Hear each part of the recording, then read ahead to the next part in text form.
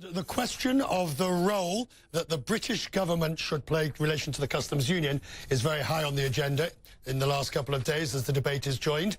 I'm now joined from London by Sir Vince Cable, leader of the UK's Liberal Democrat Party. Sir Vince, good to see you, sir. Thank you. Thank you. The issue now, I mean, as Parliament and House of Lords and everybody gets to grips with it, the issue now of how close to a customs union the UK can get is still confused as to what the government actually wants. You're right. That's exactly the problem. And the government is both confused and horribly divided, and there are different groups of people accusing each other of crazy proposals. Different versions of this alternative form of customs union are circulating. It's not clear that the Prime Minister's alternatives actually work.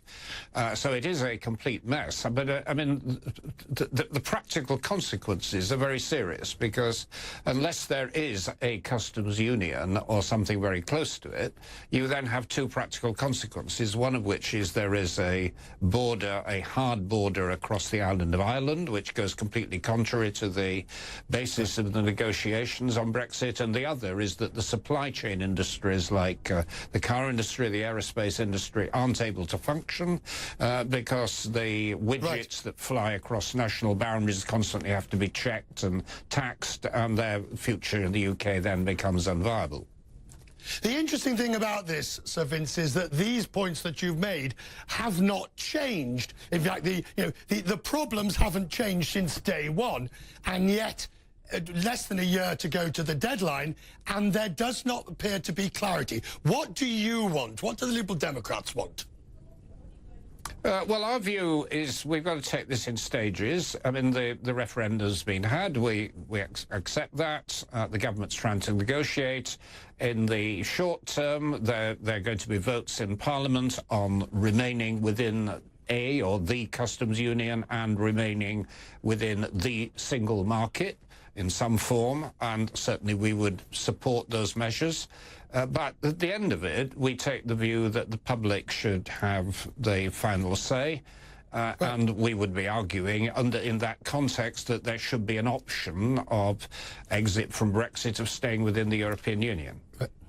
On this question that seems to be bubbling up in Britain now of a new middle ground, a new centre political consensus, I suppose you would arguably say that's what your party has always been. But there does now seem to be a push, if not a will or a reality, that something may break out. Do you see that?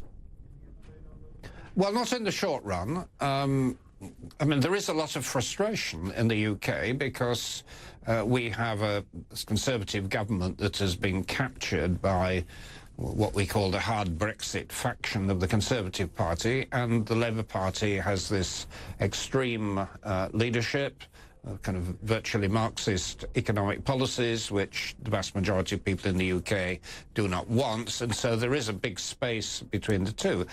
My party, as is middle-of-the-road party, largely meets those expectations. We've had two bad elections, but we're now coming back quite strongly, and I think I hope that we will help to meet that demand. But there is the possibility of people breaking away from either the Conservative Party or the Labour Party or both, and I stand ready to work with them in whatever configuration emerges.